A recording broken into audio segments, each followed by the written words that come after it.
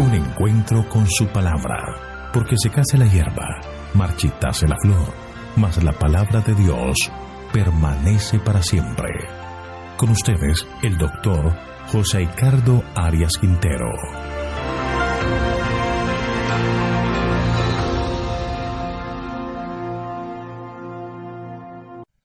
Hoy vamos a estudiar Mateo capítulo 20, los versículos 1 al 16, parábola de los obreros de la viña. Te invito a orar. Querido, eterno y bondadoso Dios, te agradecemos por todas tus bondades, por este día que nos regalas, porque esperamos que en él podamos tomarnos de tu mano y caminar siempre bajo tu divina dirección. En este momento, al abrir tu palabra, queremos pedirte que nos bendigas en el estudio de tu palabra y que podamos sacar el mayor provecho para la edificación de nuestro carácter. Lo pedimos en Jesús. Amén. Al estudiar este capítulo 20 de Mateo, debemos considerar la relación temática con el capítulo 19. Recordemos que al final del capítulo se relata la historia del joven rico, en donde el Señor corrige la visión de los discípulos, mostrándoles que el cielo no se llega por tener un buen estatus económico. Entonces Pedro hace la pregunta: nosotros lo hemos dejado todo para seguirte, ¿qué pues tendremos? Jesús les hace maravillosas promesas, pero termina con el versículo 30, que dice: pero muchos primeros serán últimos y los últimos primeros. Y este es el tema que se desarrollará en el capítulo 20, en la parábola de los obreros de la viña, porque el relato termina con la misma afirmación de parte de Jesús. Vayamos al versículo 16 de Mateo 20. Así, los primeros serán últimos y los últimos primeros. Esta parábola es un llamado de atención a los discípulos y a muchos de nosotros a entender que los planes de Dios son diferentes a los nuestros. La parábola relata una escena que es familiar, la parábola de los obreros de la viña. Jesús expone el trato de Dios para con los que le dedican su servicio y explica la base sobre la cual serán recompensados. Esta parábola estaba dirigida a los discípulos a manera de respuesta a la pregunta: ¿qué pues tendremos? Puesto que lo que habían dejado todo para seguir a Jesús, esperaban recibir una recompensa en compensación por el sacrificio realizado. Jesús les había asegurado que tendrían una recompensa, pero también les advirtió que no debían pensar que simplemente por haber sido los primeros en seguir a Jesús, podrían esperar recibir mayores recompensas y honores que los otros súbditos del reino. La parábola enseña que no recibirían ni más ni menos que los otros, porque los ciudadanos del reino son todos iguales en el sentido de que todos son pecadores redimidos. Elena de White explica: para que los discípulos no perdieran de vista los principios del Evangelio, Cristo les relató una parábola que ilustraba la manera en la cual Dios trata con sus siervos y el espíritu con el cual Él quiere que trabajen para Él. Libro Palabras de Vida del Gran Maestro, página 327. Vamos a estudiar esta parábola teniendo en cuenta todo esto que hemos estudiado. Comencemos con el versículo 1 y 2. El reino de los cielos es semejante a un hombre, padre de familia, que salió por la mañana a contratar obreros para su viña, y habiendo convenido con los obreros en un denario al día, los envió a su viña. Recordemos que el tema central de la predicación de Jesús es el reino de los cielos, y sabemos que se refiere al reino de la gracia que Él ha establecido con su sacrificio y el cual hoy garantiza que podemos ser partícipes de la bendición de parte de ese reino. Pero quienes aceptan la gracia divina, su vida cambiará y la manera en que ven las cosas son diferentes a como el mundo las ve. La parábola refiere al padre de familia, es decir, al propietario, el dueño de la casa. Podemos decir que es una representación del mismo Dios. Al llegar la cosecha de la vendimia, la misma debe recogerse cuanto antes, porque si no, se perderá. En ese momento, entre más obreros se tenga, pues es mucho mejor. Por eso el padre de familia sale temprano, a la plaza donde se hacen los obreros que deben ser contratados para ese trabajo. Estos son jornaleros. El amo no tiene obligación sobre ellos, solamente la paga por el trabajo realizado. El jornalero es diferente al siervo o esclavo. Al jornalero se le paga por el día del trabajo. El señor de la casa no tiene más obligaciones sobre él. No así el siervo o esclavo de la casa, quien prácticamente era parte de la familia. Así que en la parábola, el padre de familia contrata a unos obreros por el precio acordado por el trabajo de ese día. Después, versículos 3 y 4, saliendo cerca de la hora tercera del día, vio a otros que estaban en la plaza desocupado y les dijo: «Y también vosotros a mi viña, y os daré lo que sea justo». Y ellos fueron. Estos hombres estaban allí, esperando la oportunidad de trabajo. Ya eran alrededor de las 9 de la mañana. Con ellos nunca se acordó un precio. Vino el amo y les dijo que fueran, que el Señor les daría lo que es justo. Los obreros no preguntaron nada y se fueron a hacer lo que se les mandaba, confiando en la promesa y en la justicia del propietario. Sin embargo, el trabajo que había en la viña era mucho y el señor de la casa necesitaba más obreros. Miremos el versículo 5. Salió otra vez cerca de la hora sexta y novena e hizo lo mismo. Es decir, salió al mediodía y después volvió a ir a la plaza a las 3 de la tarde a encontrar a más obreros. La cosecha es muy grande y necesitaba más mano de obra. No importa la hora que fuera, necesitaba que llegaran más obreros. Pero llega a la hora 11, casi las 5 de la tarde. Leamos los versículos 6 y 7. Y saliendo cerca de la hora 11, halló a otros que estaban desocupados y les dijo: «¿Por qué estáis aquí todo el día desocupados?». Le dijeron: «Porque nadie nos ha contratado». Él les dijo: «Y también vosotros a la viña, y recibiréis lo que sea justo». No eran ociosos, querían trabajar, pero no les daban la oportunidad. El contexto de la parábola indica que estos hombres no habían estado en la plaza más temprano cuando los grupos anteriores fueron contratados y que, por lo tanto, no habían rechazado las invitaciones anteriores del propietario. Es importante entender que cada uno, cuando recibió el llamado, acudió inmediatamente. Ninguno postergó el llamado del Señor, todos recibieron el llamado a diferente hora y fueron a la viña. Con qué alegría fueron a trabajar mientras era de día y podían trabajar. Lo hicieron con todo empeño y ánimo. Trabajaron pocas horas y en el momento más agradable del día. Llegó el final del día de labores. Ya estaba anocheciendo. Leamos lo que ocurrió en los versículos 8 al 10. Cuando llegó la noche, el señor de la viña dijo a su mayordomo: «Llama a los obreros y págales el jornal, comenzando desde los últimos hasta los primeros». Llegaron los que habían ido cerca de la hora 11 y recibieron cada uno un denario. Al llegar también los primeros pensaron que habían de recibir más, pero también ellos recibieron cada uno un denario.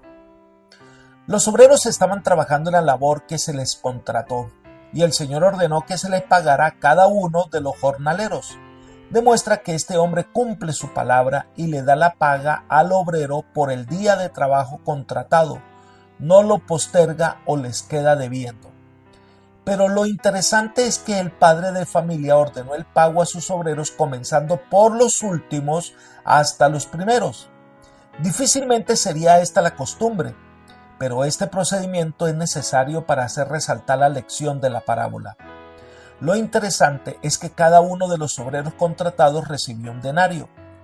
Cuando los primeros que habían sido encontrados y contratados al comienzo del día vinieron y vieron que los que llegaron a las 5 de la tarde recibieron un denario, pensaron que ellos debían ganar más. Pero lo interesante es que a todos los obreros se les pagó lo mismo. Y los que vinieron primero se quejaron porque los últimos recibieron lo mismo que ellos. Versículos 11 al 14. Y al recibirlo murmuraban contra el padre de familia diciendo: estos últimos han trabajado una sola hora y los has tratado igual que a nosotros, que hemos soportado la carga y el calor del día. Él respondiendo dijo a uno de ellos: amigo, no te hago ninguna injusticia. ¿No conviniste conmigo en un denario? Toma lo que es tuyo y vete, pero quiero dar a este último lo mismo que a ti.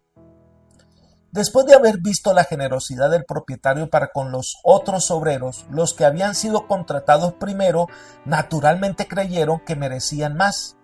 Posiblemente razonaron que si los que habían trabajado solo una hora habían recibido un denario, ellos debían recibir 12 denarios. Esperaban más, pero no comprendían sobre qué base se hacía el pago por el trabajo del día.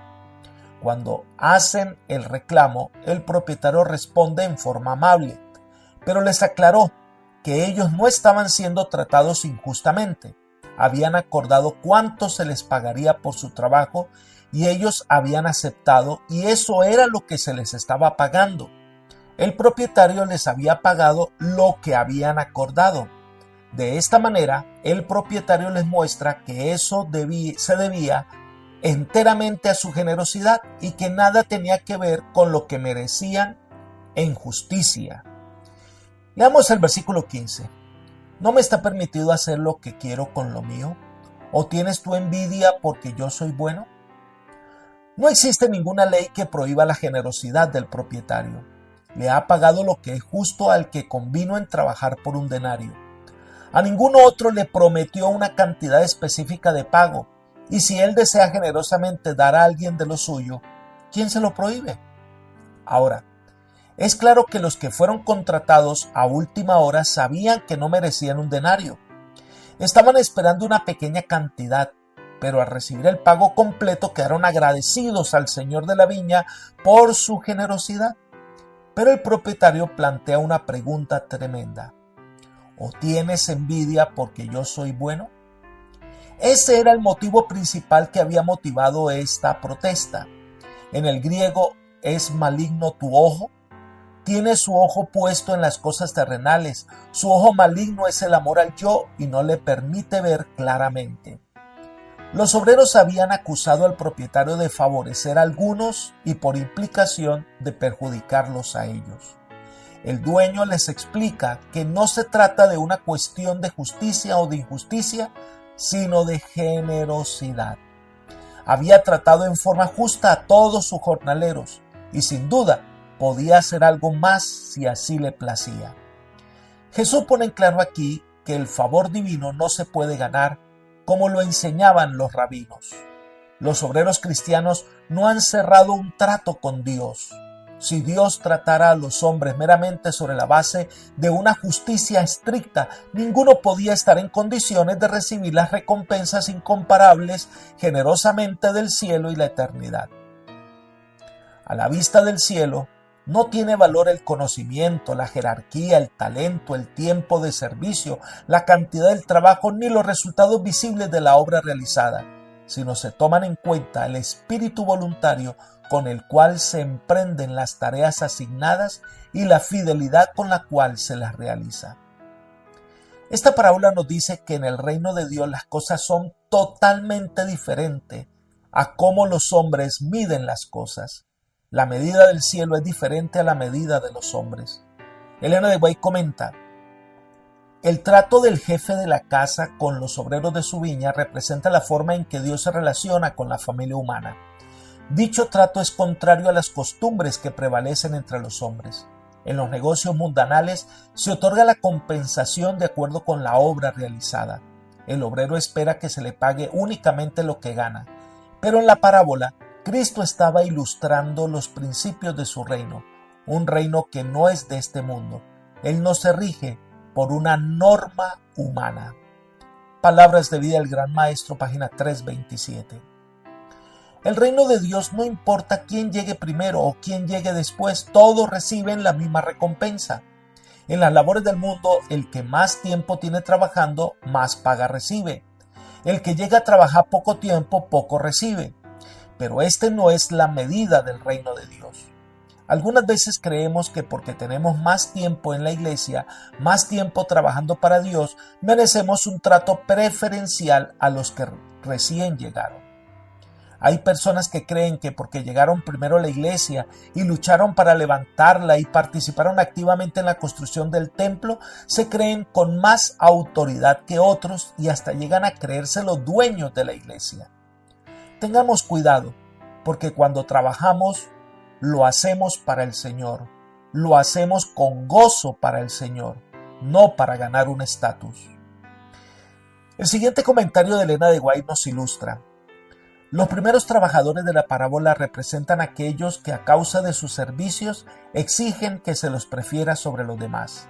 Realizan su obra con un espíritu de congratulación propia y no ponen en ella abnegación y sacrificio. Pueden haber profesado servir a Dios durante toda su vida, pueden haber sido delanteros en soportar duros trabajos, privaciones y pruebas, y por lo tanto se creen merecedores de una gran recompensa. Piensan más en el pago que en el privilegio de ser siervos de Cristo. Según ellos, sus labores y sacrificios los hacen acreedores a un honor mayor que los demás, y debido a que esta pretensión no es reconocida, se ofenden. Si pusieran en su trabajo un espíritu amante y confiado, continuarían siendo los primeros, pero su disposición a quejarse y protestar es contraria al espíritu de Cristo y demuestra que ellos son indignos de confianza. Revelan su deseo de engrandecimiento personal, su desconfianza en Dios, sus celos y mala voluntad hacia sus hermanos. La bondad y la liberalidad del Señor es para ellos solo motivo de murmuración. Así muestran que no hay relación entre sus almas y Dios. No conocen el gozo de cooperar con el artífice maestro. No hay nada más ofensivo para Dios que este espíritu estrecho y egoísta. Él no puede trabajar con nadie que manifiesta estos atributos.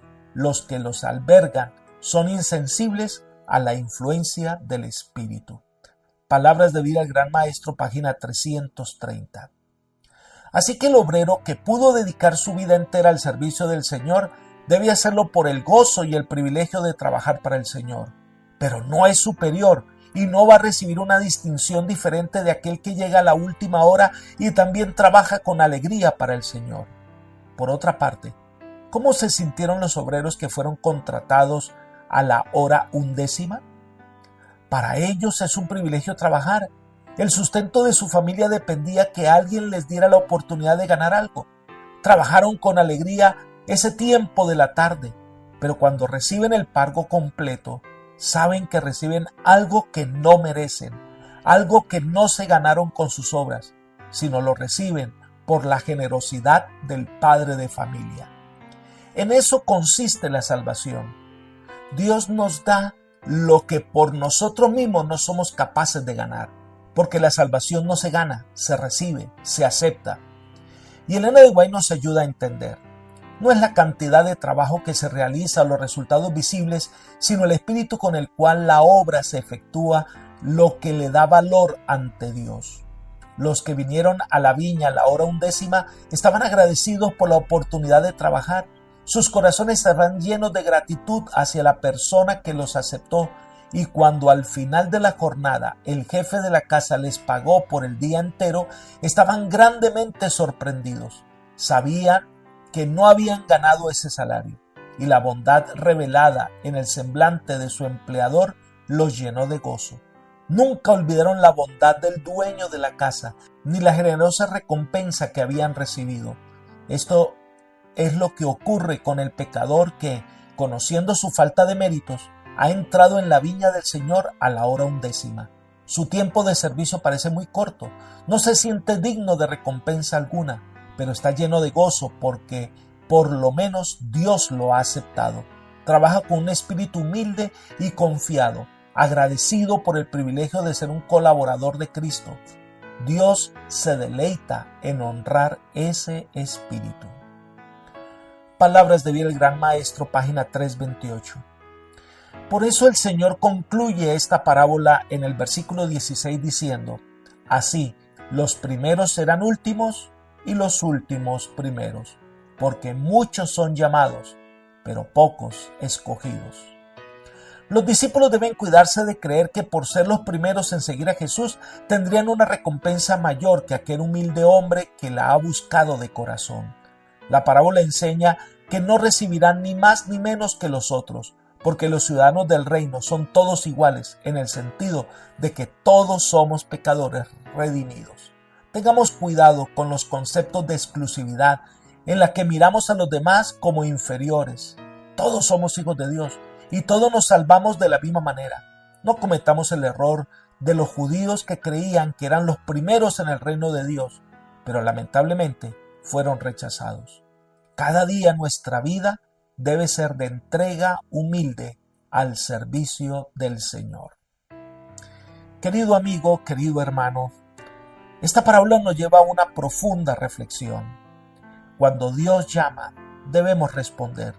No importa si es en la primera hora del día, al mediodía, en la tarde o casi llegando al final de la noche. El llamado que el Señor hace es único y debemos responder con alegría. Ninguno de los obreros, no importa a qué hora lo llamaron, ellos aceptaron la invitación que les hizo el padre de familia. Por eso hoy, si escuchas la voz de Dios hablando a tu corazón, por favor, responde con alegría. Que el Señor te bendiga y te guarde, y te guíe por sendas de paz, es mi oración por ti. Amén.